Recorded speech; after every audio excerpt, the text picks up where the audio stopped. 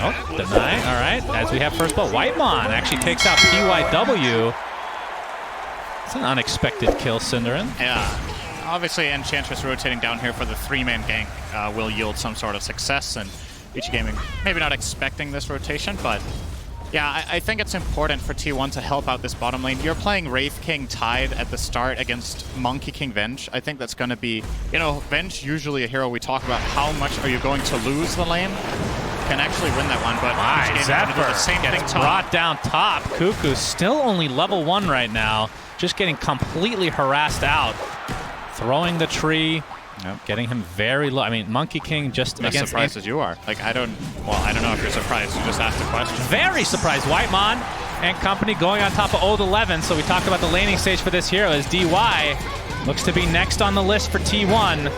Now, one more right click will do it. In fact, the Wraith Fire Blast being expended, so 23 Savage with an early... Zephyr was coming in, but... Yep, Thunderstrike is going to spot out Zephyr. He's going to take it 3 Shadow Fiend raises. And Ori in top lane, credit for that. Puyoyo, okay, going a little bit too deep. As this tower looks to be falling, it will be a deny in favor of T1. Overall, pretty good for Vici Gaming. They weathered the storm against the Bat. Carl hasn't really been dominating yet. They're going to find this time Whitemon will not get away. Oh, that second raise was a little off. FNG was getting literally one-shot by Wraith King as Lion. You can reach that stage again in this game for Disruptor. Feel like we've seen this before. Whitemon is effectively a scout in this game, kind of playing like a bounty hunter. Trying to invade and get vision and information, gets punished there, but could set up Carl. They have Ops Sentry though, they know Carl is approaching. Yeah. And they're kind of trying to bait him. There's the glimpse. Oh, the glimpse back into the static storm kinetic field combo. This is going to be a really big kill for Vici. And Carl getting absolutely punished. We're 11 minutes in. Nope, it's not time yet, Cinderin. It's trivia time. PYW gets lassoed. That's going to be the cancel of the TP. So Carl looking to have, I believe that's his having the Helm of Iron Will. Already built there is Old 11 going to be caught out. Oh, the swap out. It's going to keep him alive now. Ori actually pops a Requiem of Souls, mostly for zoning purposes, but Whitemon takes heavy damage. Will live, though.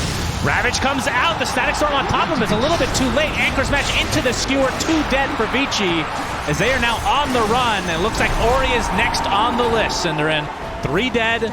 Very good fight for T1. Looks like PYW will be the 4th if they can catch him here. Zephyr looking for the high 5, but PYW not looking to reciprocate here. Oh, Flame Break off of the tree.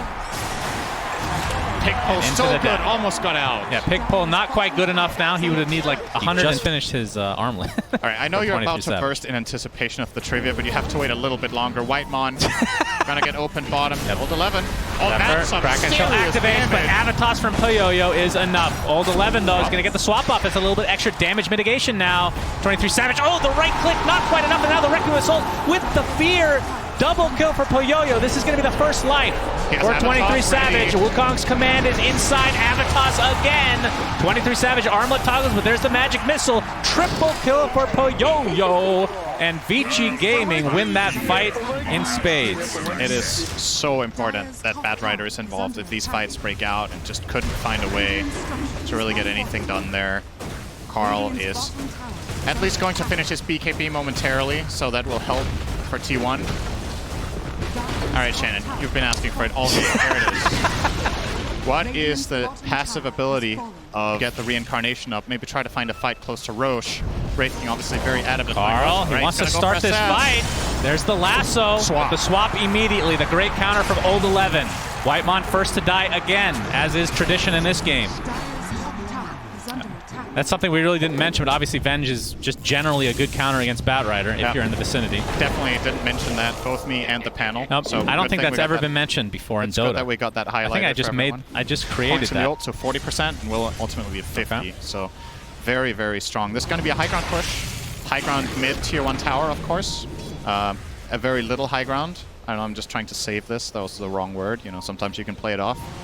They're trying to push tier 1, Suns fan. It didn't work, but they find Zephyr. Yep, here's Swap. Static Storm on top of the Tide Hunter. Old 11 sets things up again.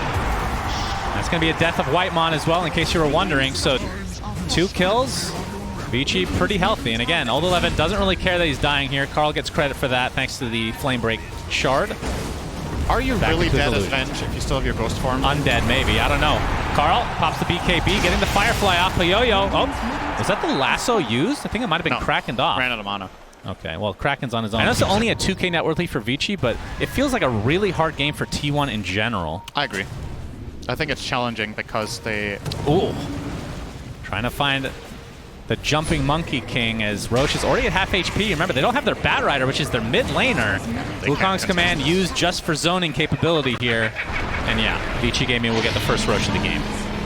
Interestingly, they give it to the Tiny. I thought they were actually going to get this. I mean, it's not the old Aghanim Scepter with basically no cooldown, right, on the skewer. That was wild. We're going to see the jump from 23 Savage, Old 11. That's the first life.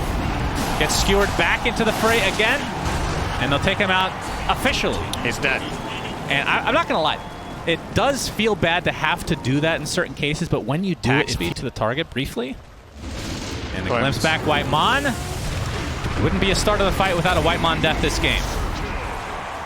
So 5 versus 4, that's not even including the Aegis. It's a huge swap. My God, that range must be the Aether Lens online as Carl has to pop his BKB.